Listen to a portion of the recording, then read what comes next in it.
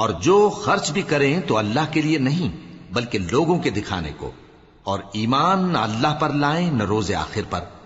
और जिसका साथी शैतान हुआ तो कुछ शक नहीं कि वो बुरा साथी है। और अगर ये लोग अल्लाह पर और रोजे क़यामत पर ईमान लाते और जो कुछ अल्लाह ने इनको दिया था उसमें से खर्च करते तो इन पर क्या मुसीबत आ पड़ती। और अल्लाह इनको खूब जानता है। अल्लाह किसी की जर्रा भर भी हक तलफी नहीं करता।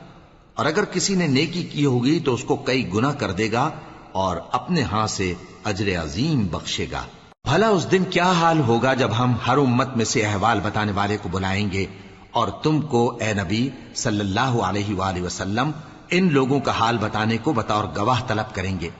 उस रोज काफिर और पैगंबर के नाफरमान आरजू करेंगे कि काश उनको धसा कर जमीन बराबर कर दी जाती, और वो अल्लाह से कोई बात छुपा नहीं सकेंगे।